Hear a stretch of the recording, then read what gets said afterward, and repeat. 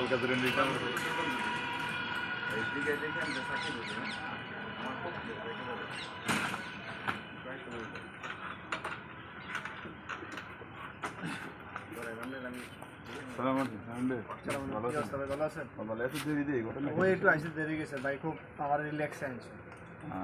ভাই ভাড়া কত না বলছিলেন? 40 টাকা ভাড়া।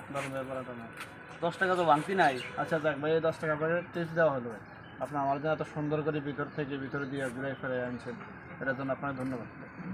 আর ভাই আপনি তো বকশিস দেন, অনেকে তো রিক্সা ড্রাইভারও বকশিস দেন আর কম দিতে চেষ্টা করে। ওসব এটা কি হয়? এই ধরনের কথা না এটা তো ভালো। না না না, আচ্ছা উনি আমাকে দিয়েছে, এটা বক্সিস সমস্যা দিছে, নাই। তুমি এটা হ্যাঁ বক্সিস হিসেবে নিয়ে যাও। আপনাকে স্যার ধন্যবাদ দিতে পারেন। পাবলিক হোটেলে বয়ে খায়া বকশিস দিয়ে আসে, কিন্তু রিক্সা ড্রাইভার করে বকশিস দিয়ে চায় না, দেয় না। না না না ঠিক আছে। উনি তো খুশি হয়ে দিয়েছে, অসুবিধা নেই, আমরা রেখে দেন, সমস্যা নেই।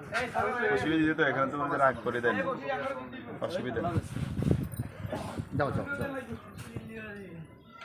তো আরে ভাই যাও না ভাই, যদি না যাও ঠিক আছে, আরেকটা প্যাসেঞ্জার রয়ে গেলে তুমি 10টা টাকা পাইবা। আসসালামু আলাইকুম।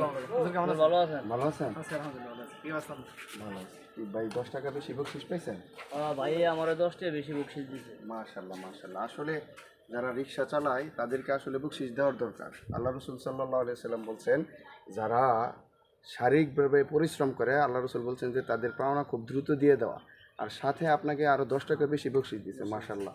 তো এটা আসলে আমাদের বোঝার দরকার। আজকাল বর্তমান জমানায় এই দেখা যাচ্ছে যে রিক্সাওয়ালাদের সাথে মানুষ সামান্য 10 টাকা 20 টাকা নিয়ে ঝগড়া করে।